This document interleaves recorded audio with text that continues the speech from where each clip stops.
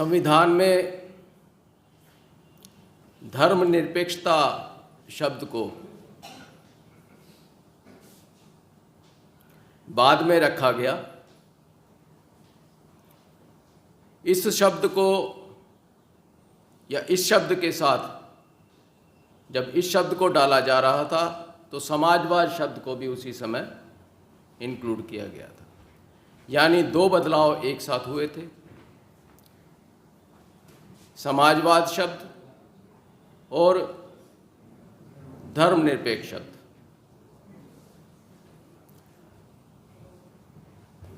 आज के सब्जेक्ट में हमें ये विचार करना पड़ेगा कि जब हमने संविधान बनाया था उस समय ये दो शब्द नहीं रखे गए थे और बाद में इन शब्दों को संविधान में डाला गया, तो क्या कुछ कारण थे?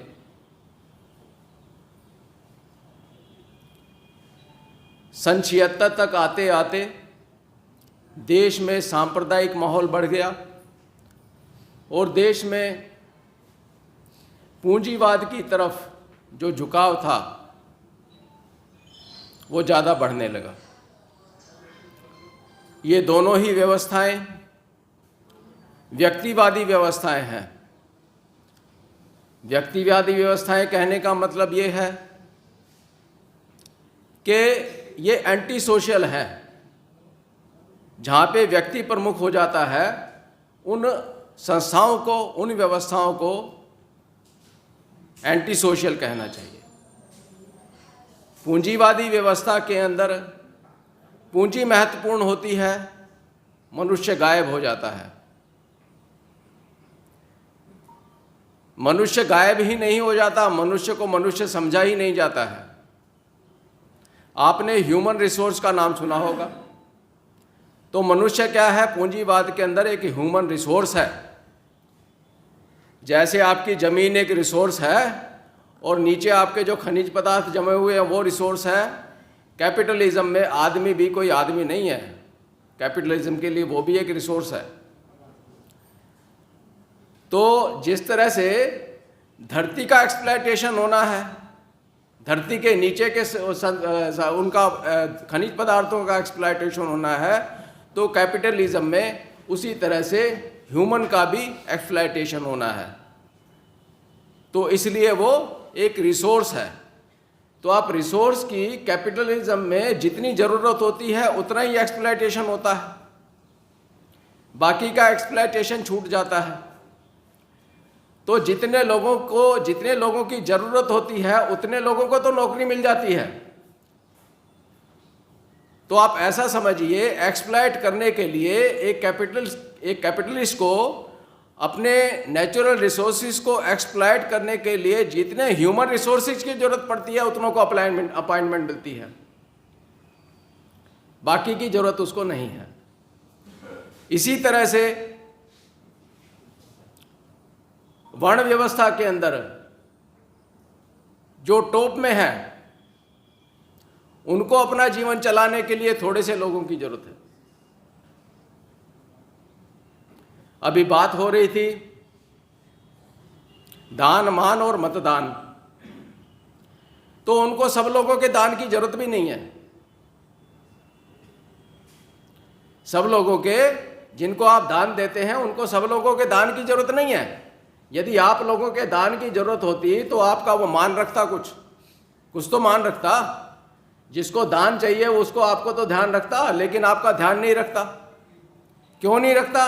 क्योंकि उसकी जो ज़रूरत है वो जो जिनका मान रखता है वो उनको पूरा कर देती है। तो ब्राह्मणों को या आप दान मत दो, उनको कोई फर्क नहीं पड़ेगा। बढ़िया उनके पास बहुत है दान देने के लिए, और जितना बढ़िया दान देता है उसके मुकाबले तो आपका दान कुछ भी नहीं है। तो जैसे कैपिटलिज्म व्यवस्था है जिसके अंदर कुछ लिमिटेड संख्या के अंदर धरती के साधन संसाधन एक्सप्लॉयट करने के लिए कुछ लिमिटेड लोगों की जरूरत पड़ती है, वर्ण व्यवस्था के अंदर ब्राह्मणों को भी कुछ चंद लोगों की जरूरत पड़ती है जिनसे उसका काम चल जाता है। इसीलिए एक बड़ा, जिसको हम शूद्र समाज कहते हैं, बहुजन समाज कहते हैं, वो उसका बिल्कुल ध्यान नहीं रखता, निंदा करता है, अपमान करता है। यदि उसको आपसे दान की जरूरत भी होती तो आपका निंदा अपमान नहीं करता, आपके ऊपर अत्याचार नहीं करता। तो ये हमें बात एक समझने की है। अभी हम ये क्यों कहते हैं कि वर्ण व्यवस्था जाएगी तभी धर्मनिरपेक्ष संविधान बनेगा हमारा। संविधान समता, स्वतंत्रता, बंधुता और भाईचारे को बात करता है, लेकिन ये समता, स्वतंत्रता, बंधुता आपकी वर्ण व्यवस्था में नहीं है। तो हमारी वर्ण व्यवस्था है वो संविधान की अपेक्षाओं के बिल्कुल विपरीत है। तो इसका अर्थ ये हुआ कि आपकी वर्ण व्यवस्था जब तक रहेगी आपका संविधान नहीं है। तो या तो आपकी वर्ण व्यवस्था है या संविधान है। यदि आपके देश के अंदर वर्ण व्यवस्था है तो आप कह सकते हैं कि आपका संविधान नॉन एग्जिस्टेंट है, या ये कह सकते हैं कि जिस हद तक वर्ण व्यवस्था है उतनी हद तक आपका संविधान इनऑपरेटिव है। तो इसीलिए है कि ये आपकी संविधान तभी रहेगा, तभी रहा माना जाएगा जब वर्ण व्यवस्था यहाँ पे समाप्त होगी। तो वैसे तो सिद्धांत के तौर से और हमारे जो कॉन्स्टिट्यूशन लागू हुआ है उसमें संविधान में अनुच्छेद 13 जो है और उसका पार्ट 2 है, उसके अंदर संविधान के लागू होते ही देश के अंदर जितनी भी डिस्पैरिटी थी उसको नलीफाई कर दिया गया है। लेकिन एक सिर्फ बात को मान लेना काफ़ी नहीं रहता है, उसको बात को उपयोग में भी लाना होता है, व्यवहार में भी लाना पड़ता है। जो व्यवहार में बात लागू होती है, व्यवहार में आती है, तभी वो इफेक्टिव होती है। अभी भाई अशोक भारती जी ने अभी बहुत सारे आंकड़े दिए आपको, वो संघर्ष भी दिया जो स्पेशल कंपोनेंट प्लान है और स्पेशल ट्राइबल प्लान है, उसके अंदर जितने पहले हजारों करोड़ रुपए दिए जाते थे, अब लाखों करोड़ उसके अंदर दिए जा रहे हैं। लेकिन उसके साथ एक बात और भी है कि वो लाखों करोड़ कागजों में दिए जा रहे हैं और हमारे कोई संगठन ऐसा संघर्ष उसके लिए नहीं करता है कि लाखों करोड़ का जो प्रोविज़न किया जाता है उसका उपयोग किया जाए। तो इसी तरह से वर्ण व्यवस्था जो है वो अनुच्छेद 13 में नलीफाई तो कर दी, लेकिन उसको ऑपरेटिव एक्शन जो है वो नहीं लिया गया। मैं इसके साथ साथ मैं एक बड़े अफसोस की बात भी कहूँगा कि बहुत विद्वान साथी जो है, जब हम इसकी बात कर रहे थे तो बहुत विद्वान साथी कहते थे इसकी ज़रूरत नहीं है। तो हालांकि आज आप अब वो ये नहीं कहते कि इसकी ज़रूरत नहीं है, क्योंकि अब शायद उनके समझ में आ गया है कि हाँ इसकी ज़रूरत है। मैंने तब उनको समझाया था कि संविधान में अनुच्छेद 17 के अंदर हमने अनटचेबिलिटी को समाप्त कर दिया। तो जब अनुच्छेद 17 में हमने अनटचेबिलिटी को समाप्त कर दिया तो उसको समाज में लागू करने के लिए हमने अनटचेबिलिटी ऑफेंस एक्ट बनाया कि अनटचेबिलिटी को कोई प्रैक्टिस करेगा तो उसको दंड दिया जाएगा। तो अनटचेबिलिटी ऑफेंस का मतलब ही ये है कि अनटचेबिलिटी जो है आपने संवैधानिक रूप से उसको एक ऑफेंस घोषित कर दिया, और कोई भी ऑफेंस होता है वो पनिशेबल माना जाता है। तो मैंने उनको समझाया कि अनुच्छेद 13 को हमने संविधान के अंदर लागू कर लिया कि सब बराबर हैं, लेकिन सब बराबर तो है नहीं, और ये गैर बराबरी को जो प्रचार प्रसार और व्यवहार करता है उसको दंड दिया जाना चाहिए, जैसे अनुच्छेद 17 के अंदर दंड की व्यवस्था की गई है। तो ये अफर्मेटिव एक्शन जो होगा, इस अफर्मेटिव एक्शन का हमारे समाज के ऊपर पॉजिटिव इफेक्ट पड़ेगा।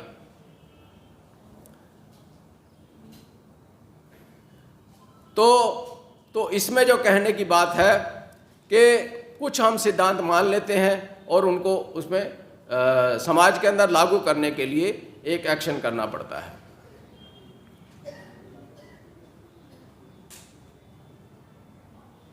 तो ये जो इसके लिए बात ये उठती है कि ये होगा कैसे। अब हम लोकतंत्र के अंदर हैं, लोकतंत्र की एक प्रक्रिया है। लोकतंत्र की प्रक्रिया है कि हमें किसी भी बात के लिए एक जनमत बनाना पड़ता है। जनमत पूरा ना हो तो एक प्रेशर ग्रुप कम से कम बनना पड़ता है। तो जब वो प्रेशर ग्रुप बनता है तो उस तरह के एक्शन बनते हैं। इसका एक उदाहरण अशोक भारती से ही लूँगा मैं, इधर उधर ना जाने की बजाय, कि उन्होंने बताया था भी किस तरह से मनरेगा के लिए इन्होंने आंदोलन किया और उसकी स्कीम बनी। स्पेशल कंपोनेंट प्लान के लिए भी इन्होंने इकट्ठे हुए। तो ये इकट्ठे हुए तो पूरे देश के करोड़ों लोग इकट्ठे नहीं हुए। उसको काम को करने के लिए करोड़ों लोग इकट्ठे नहीं हुए, थोड़े से लोगों ने आंदोलन किया। अभी सुबह ही सरदार जी आपके पास आकर गए थे, जसविंदर सिंह जी, जो आरपीआई के समय का आंदोलन बता रहे थे कि कैपिटलिज्म के खिलाफ, और ये जो हमारा उसके साथ में जुड़ी हुई बात थी कि जो नेशनल रिसोर्सेज हैं उसको जो राष्ट्रीयकरण किया जाए, तो राष्ट्रीयकरण के मामले के अंदर 15 लाख लोगों ने जो आंदोलन में हिस्सा लिया, वो देशव्यापी आंदोलन था, 15 लाख ने किया और 60,000 के आसपास बता रहे थे फैमिली आज को अरेस्ट हुई, कुछ के बच्चे जो है उधर हुए। तो उसके अंदर भी आप पूरे करोड़ों की जनसंख्या के सामने 15 लाख का जो आंकड़ा है वो कुछ परसेंटेज में भी नहीं बैठेगा। पॉइंट कुछ कुछ करेंगे तो परसेंटेज आएगा 15 लाख, शायद 0.1% कह सकते हैं आप। तो हमें कोई भी उसके लिए करने के लिए बहुत बड़ी संख्या की ज़रूरत नहीं पड़ती और एक छोटे से प्रेशर ग्रुप की ज़रूरत पड़ती है। और वही प्रेशर ग्रुप एक्सप्लोड ना हो जाए, इसलिए सत्ता उसको एक्सप्लोड होने से पहले उसके ऊपर कार्रवाई कर देती है, क्योंकि एक्सप्लोड होने से सत्ता को जाने का खतरा हो जाता है। क्योंकि वो जो ग्रुप होता है वो जहाँ जाएगा, जिसके पक्ष में खड़ा हो जाता है, उसकी सत्ता आ जाती है। तो ये इस तरह से जो है एक सामाजिक आंदोलन हमारी और सामाजिक वैचारिकी जो है वो ऑपरेटिव होती है। तो हम भविष्य में ही जाना चाहते हैं, लेकिन भविष्य में जाएंगे तो वर्तमान से ही जाएंगे। एक इसके साथ ही बहुत बड़ी बात जुड़ी हुई है, वो ये जुड़ी हुई है कि हम आम भाषा के अंदर जाति व्यवस्था की बात करते हैं। हमने भी 2 साल पहले जाति व्यवस्था की बात की थी और हम ये कह रहे थे कि जाति निर्मूलन अधिनियम होना चाहिए। जब हम जातियों को निर्मूलन अधिनियम पे बात करते थे तो हमने समझा कि जातियों की किसी ग्रंथ में व्यवस्था नहीं है। जब कोई चेक लिखा ही नहीं गया है तो उसको कैंसिल नहीं कर सकते। चेक लिखा गया है तो कैंसिलेशन तो लिखे हुए चेक का ही हो सकता है। अब जातियों की कहीं निश्चित व्यवस्था किसी ग्रंथ में नहीं की गई है, तो जातियों की व्यवस्था खत्म करने के लिए कानून क्या बनेगा? हम क्या लिखेंगे कानून में कि कौन सी व्यवस्था खत्म करनी है? तो हमने देखा कि व्यवस्था तो हमने वर्णों की हुई है, वर्ण व्यवस्था है, तो खत्म करने की बात भी वर्णों की होनी चाहिए। तो इसलिए हमने ये वर्ण व्यवस्था को चुना है ताकि हमारा एक जो विमर्श का केंद्र है वो विमर्श का केंद्र जातियों से हटके वर्णों पे आ जाए। इसका एक सामाजिक पहलू समझने का आप प्रयास कीजिएगा। जब हम जातियों की बात करेंगे तो जातियों की बात हमारी इंटरनल बात है। व्यवस्था हमारी चतुर्वर्ण व्यवस्था जो है, ऊंच नीच की जो व्यवस्था है वो वहीं की वहीं खड़ी रहती है। जब जातियों की बात करते हैं तो जातियों से ब्राह्मण भी बाहर हो गया है, क्षत्रिय भी बाहर हो गया, वैश्य भी बाहर हो गया है। और जातियों के और करेंगे तो हम ये चमारों के बीच में बात करें तो चमार जाति की बात रह जाएगी। इसके अंदर वाल्मीकि, कुमार, लोहार, सोनार सब छूट जाएंगे। जब जातियों की बात कर रहे हैं तो जिस ग्रुप में बात कर रहे हैं उन्हीं की बात रह जाएगी। ये चमारों में बैठ के बात कर रहे हैं तो चमार की बात मुख्य हो जाएगी। तो इसलिए हम ये कथानक अपना ये सोसाइटी में से हम विमर्श के केंद्र को बदलना चाहते हैं, इसलिए हमने वर्ण व्यवस्था शब्द को चुना है, इसलिए हम इस पर चर्चा कर रहे हैं। हमने इसका एक कारण और है, एक आम भ्रांति है कि बाबा साहब ने कहा था कि अंतर्जातीय विवाह कर लें और आपसी भोज कर लें, जिसको संक्षेप में रोटी बेटी का व्यवहार कहा जाता है, कि रोटी बेटी का व्यवहार कर लेंगे तो ये ऊंच नीच की और ये समस्या समाप्त हो जाएगी। ये भी एक भ्रांति है। इस भ्रांति को भी हमें क्लियर करना था। ये भ्रांति क्यों फैली होगी,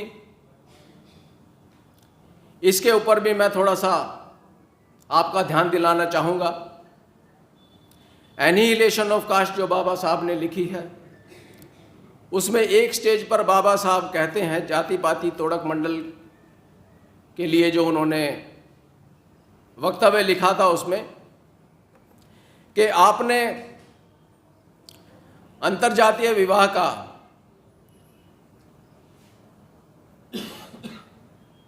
जो समाधान चुन लिया है वो समाधान ठीक समाधान है। मैं समझता हूँ कि काफ़ी लोग जो है वो लगभग 20वें अध्याय तक पढ़ते हैं, और जब वो बाबा साहब वहाँ पर लिखते हैं कि जातियों के नाश के लिए अंतर्जातीय विवाह एक अच्छा समाधान है, तो उससे आगे किताब नहीं पढ़ते हैं।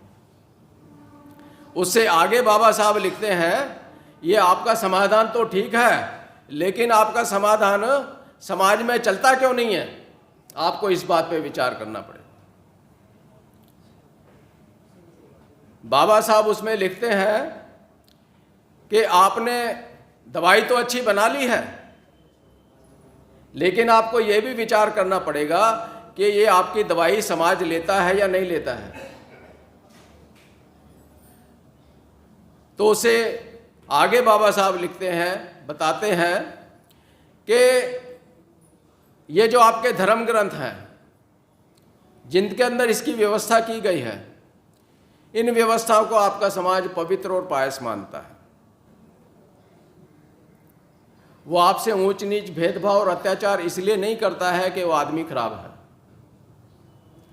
वो ऐसा इसलिए करता है कि वो धर्म उसको, जिस धर्म को वो मानता है, वो धर्म उसको ऐसा करने के लिए कहता है। तो जब तक उसका ये धार्मिक भावनाओं को आप ठीक नहीं करोगे, तब तक वो अंतर्जातीय विवाह भी नहीं करेगा।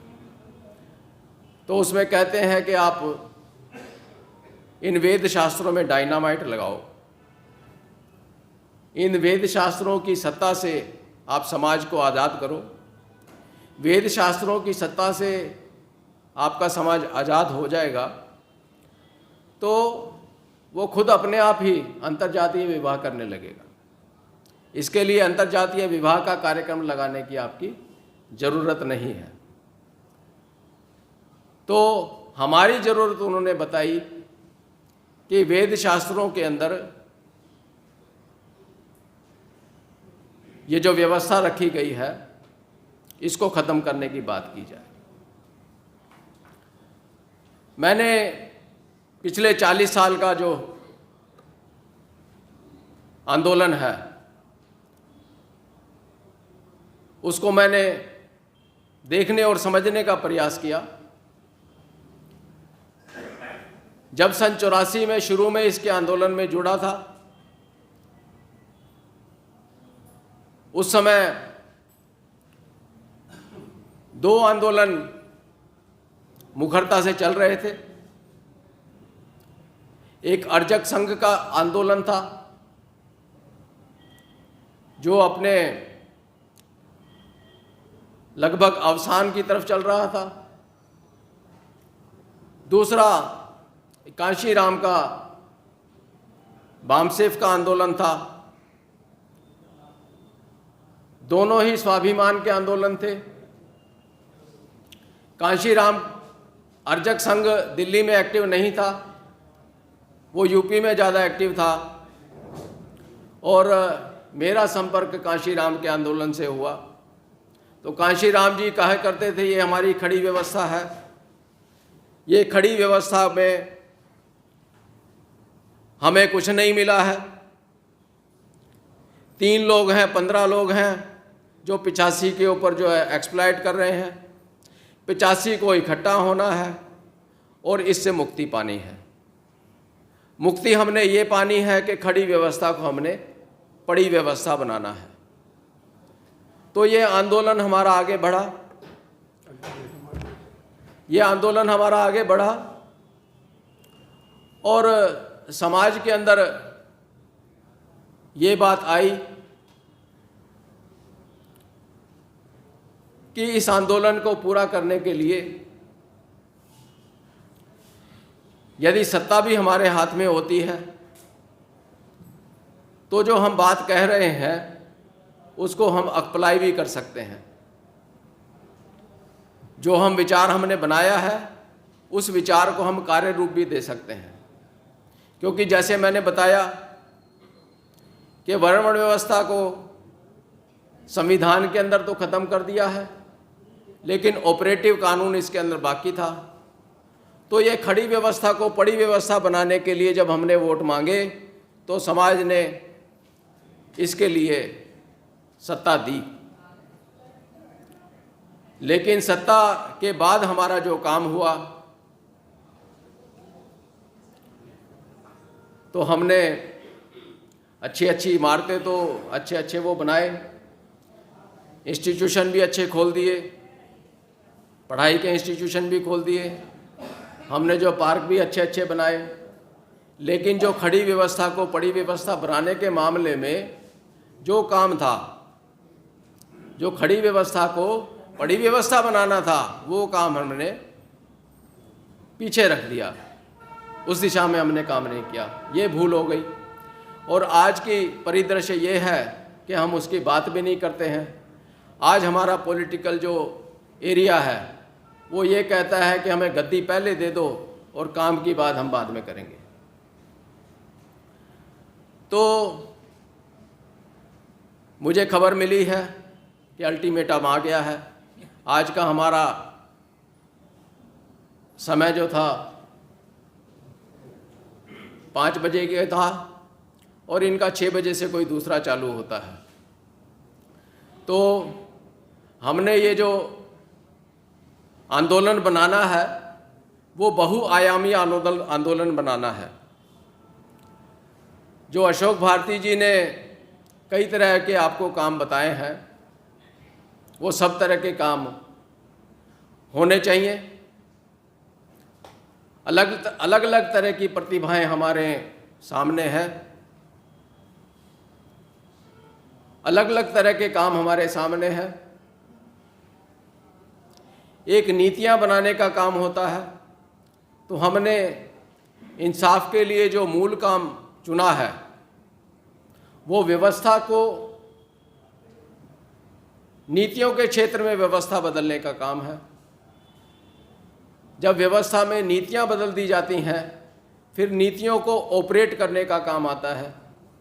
तो ऑपरेट करने के काम में यदि हम चूक जाते हैं तो उनको नीतियां धरी की धरी रह जाती हैं। मैं इसको एक छोटे से उदाहरण से आपको समझाता हूं कि बाबा साहब ने आरक्षण की व्यवस्था कराई, 15%, 7.5%, बाद में फिर अभी उनके लिए भी प्रोविज़न था बैकवर्ड क्लास के लिए। उन्होंने अपनी लड़ाई लड़ी नहीं तो उनका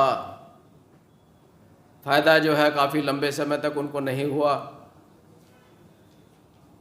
नीति बनने के बाद 1990 में नीति भी बन गई, उसको अप्लाई करने के लिए भी उनका संघर्ष कमज़ोर रहा।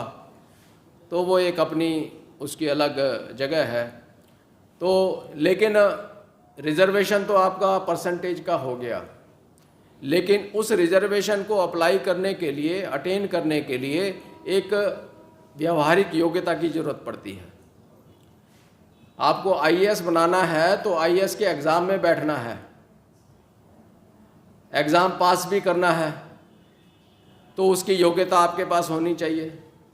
आपके पास बैंक में अफसर बनना है तो अफसर की सीट के लिए उसके लिए भी आपका एग्ज़ाम है। तो वो भी आपको योग्यता लेनी है।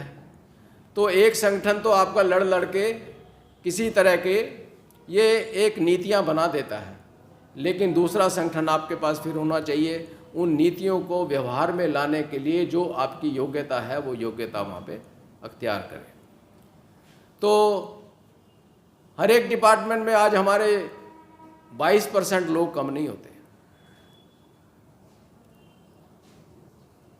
15% SC और 7.5 वो अभी OBC वाले जाने थोड़े बहुत शुरू हैं। कई डिपार्टमेंट तो हैं, कुछ में नहीं है, हम उनको अभी गिनती नहीं करेंगे, तो भी 22% लोग जो है डिपार्टमेंट में कम नहीं होते हैं।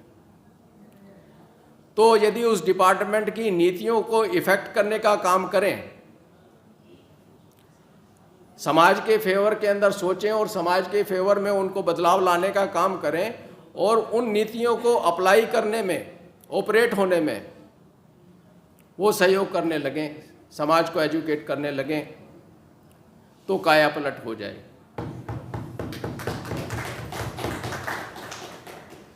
अब इसके बाद और जुड़ी हुई बात है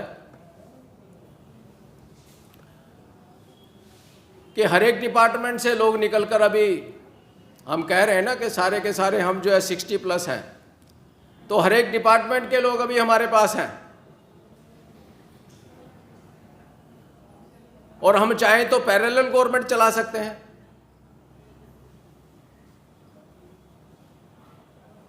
हम चाहें तो एक पैरेलल गवर्नमेंट चला सकते हैं। सारी काबिलियत हमारे पास है। हर एक डिपार्टमेंट की जानकारी किस तरह से काम होते हैं वो हमारे पास जानकार है, वो हम खुद भी वो कर सकते हैं।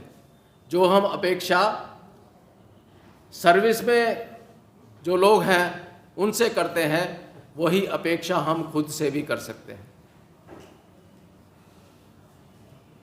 जो सर्विस में 22% है, उसके अलावा जो रिटायरमेंट से बाहर आ गए हैं, हम खुद से भी वो अपेक्षा कर सकते हैं।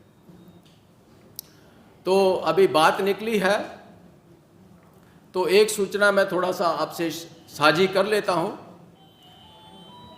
कि नांदेड़ में हमारे एक साथी हैं, उनका रैयत कोऑपरेटिव बैंक चल रहा है और 3 ब्रांचें उनकी हुई हैं। 19 में रजिस्ट्रेशन कराया था उनका। अभी पिछले महीने या इस महीने के शुरू में ही मेरे पास उधर से फ़ोन आया था कि आप दिल्ली के अंदर कुछ मेंबर्स इकट्ठे कीजिए और हम दिल्ली में भी इसकी ब्रांच खोलेंगे। तो मैंने उनको अश्योरेंस दिया था कि हम दिल्ली में इसका काम करेंगे और ये भी निवेदन किया था कि आप व्यक्तिगत रूप से यहाँ पर आकर उपस्थित हो जाते हैं और आप सीधे बात करते हैं, तो ये ज़्यादा इफ़ेक्टिव हो सकता है। लेकिन वहाँ से जो गाड़ियाँ चलती हैं उनका रिजर्वेशन 2 महीने पहले ही पूरा हो जाता है, तो शायद उस कारण से वो यहाँ नहीं आ रहे हों। तो हम जल्दी ही कम से कम इस बैंकिंग क्षेत्र के अंदर आने वाले 6 महीना ज़्यादा हो जाएगा शायद। मैं चाहूँगा, मेरी आदत धैर्य मेरे पास थोड़ा सा कम रहता है, मैं चाहूँगा कि अगले 3 महीने के अंदर ही लगभग कम से कम इसकी प्राइमरी जो कार्रवाई है वो हो जाए। यहीं इसी सदन के अंदर जो है एक साथी हमारे बैठे हैं, उन्होंने कहा था 50 सदस्य तो मैं इसके खुद ही बना दूंगा। तो हमें कोई बहुत ज़्यादा की ज़रूरत भी नहीं है यहाँ पे करने के लिए, हमें 500 चाहिए। दिल्ली में हमें 500 मेंबर चाहिए और उससे जो फंड हमारा होगा उससे काम चल जाएगा। और 10 हमारे पास जो है उसके जैसे प्रमोटर होते हैं, वो प्रमोटर चाहिए जो कुछ लाख रुपया अपनी तरफ से लगाएंगे, और बाकी 500 आदमी हमें ऐसे चाहिए जो 3-3 हज़ार रुपया दे के उसके सभासद बन जाएंगे। तो ये इतना सा काम है, वो आगे आने वाले में करेंगे। हमारा लगभग जो एक्टिव हमारा इंसाफ का काम है, लगभग 4 साल का इफ़ेक्टिव काम है और 4 साल में हमने जो अपने आप को मेंटेन किया है और डेवलप किया है वो अच्छा तो, बहुत अच्छा तो नहीं कहेंगे, सेटिस्फैक्शन होना नहीं चाहिए। यदि सेटिस्फैक्शन हो जाए तो प्रोग्रेस रुक जाती है, लेकिन ठीक ठाक है। एक इसमें मैं एक और बात ध्यान आ रही है, 2 मिनट में वो ख़त्म करूँगा कि अभी अशोक भारती जी कुछ कह रहे थे कि हम जो है वो नेक्स्ट ये जो अपना हमने जो काम शुरू किया है इसको अगली पीढ़ी को कैसे जाएंगे। तो इसमें मैंने जो है वो अपना, जैसे मैं 40 साल पे एक्सपीरियंस की बात कर रहा था, तो कांशीराम जी का आंदोलन क्यों बिखर गया, उसके अंदर से एक एस्पेक्ट मुझे हाथ में लाया कि कांशीराम जी जो चाहते थे, जो करना चाहते थे, वो उन्होंने अपने वक्तव्यों में कहा, और वक्तव्य में उनका अर्थ, वक्तव्यों का अर्थ अपनी अपनी तरीके से सबने लगाया। तो उनका कोई ऐसा लिटरेचर नहीं मिलता है जो खास दिशा दे सके। तो इसलिए मैं जो चाहता हूँ, मैं बार बार अपनी किताबों में लेके लिख देता हूँ कि मैं ये चाहता हूँ। तो मेरा जो आंदोलन है, मेरे आने के बाद जो मैं चाहता हूँ वो आप लोगों को दिया जा रहा है। आप उसको भविष्य के अंदर ठीक समझे तो आगे चलाएंगे, नहीं ठीक समझेंगे तो उसको छोड़ देंगे। लेकिन जो मैं चाहता हूँ वो मैं लिखित के अंदर आप लोगों के सामने प्रस्तुत कर रहा हूँ। आज जो आंदोलन हमारा पहला, फूले जी ने जो आंदोलन दिया, फूले जी भी अपना पूरा आंदोलन लिख के गए, बाबा साहब भी अपना पूरा आंदोलन लिख के गए, अर्जक संघ वालों का भी लिखित लिटरेचर है क्या चाहते हैं। लेकिन हमारा बीएसपी का जो ये आंदोलन, हमारा इसका आंदोलन था, जो बदलाव का आंदोलन था, एजुकेशन का आंदोलन तो हमारा ठीक है। बामसेफ वाले एजुकेशन के अंदर, एरिया के अंदर जो है किताबें निकालते हैं एजुकेट करने के लिए, लेकिन जो आंदोलन है, परिवर्तन का आंदोलन है, वो कहाँ से शुरू होकर कहाँ से कैसे जाएगा, वो आंदोलन की हमारी जो है उसके अंदर वो बीएसपी ने ऐसा कुछ वो लिटरेचर निकाला नहीं, हम वो साथ साथ निकाल रहे हैं। पिछले 4 साल में हमने छोटी छोटी जो है, बड़ी नहीं निकाली है, लेकिन छोटी छोटी जो गाइडिंग जो हमारी कुंजी जैसे होती है, वो कुंजी जैसे हमने 5 किताबें अब निकाली हैं। आप लोगों ने सुना, धन्यवाद।